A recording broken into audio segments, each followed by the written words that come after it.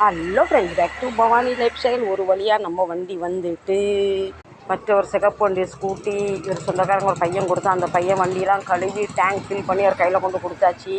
நம்ம பஜாஜ் சென்டருக்காரங்க நம்ம வண்டிக்கு 10,000 செலவு சொன்னாங்க. இப்போ பாருங்கள், பாதி வேலை ஒன்று இருக்குது. நம்மள்ட்ட அந்த 10,000 இல்லாதனால 8,180 ரூபா பில் போட்டிருக்காரு. நாங்கள் ப்ளஸ் பிளேட் உடஞ்சிட்டு வேறு 2-3 பிரச்சனை தான் போகணும்.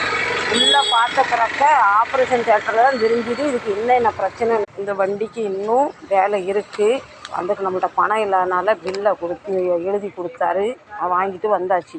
இனி அடுத்து அந்த சொன்னார் ஒரு 10 நாள் கழித்து அந்த அடுத்த வேலை வந்து செஞ்சுக்கோங்கன்னு. அதுக்கப்புறம் பின்ன இதில் புதுசாக ஏதாவது வந்துடும். இந்த வண்டிக்கு செலவு பண்ணுறது பணம் இருந்தால் நான் இன்றைக்கி கோடி சரியாயிருப்பேன். ஏன்னா இந்த வண்டி இல்லாமல் நாங்கள் ரொம்ப கஷ்டப்பட்டு போகணும். முந்திலாம் வந்து தாத்தா பாட்டி காலத்தில் வண்டி இல்லை, ஒன்றும் இல்லை. அந்தளவுக்கு அவங்க உழைக்கவும் செஞ்சாங்க, அந்தளவுக்கு நடக்கவும் செஞ்சாங்க.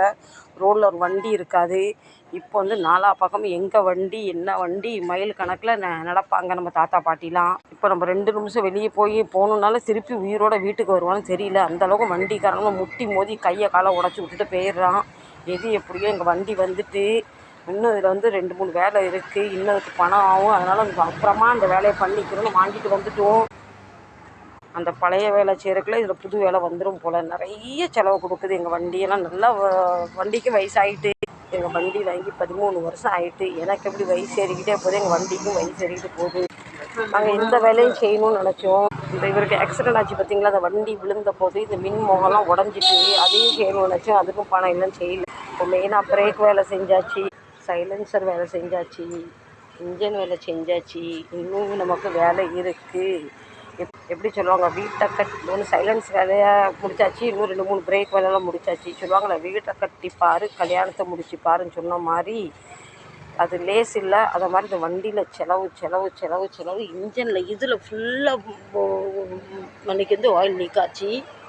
இந்த வண்டிக்கு மட்டும் எவ்ரி 6 மாதத்துக்கு ஒரு தடவை ஒரு தனி அமௌண்ட் எடுத்து வைக்க வேண்டியதாக இருக்குது. அந்த அளவுக்கு வண்டி எங்களை வேலை செய்து நேரத்துக்கு நேரம் கொண்டு வீட்டில் விடவும் கடைக்கு விடவும் மார்க்கெட்டுக்கு போகலாம் நடக்குது.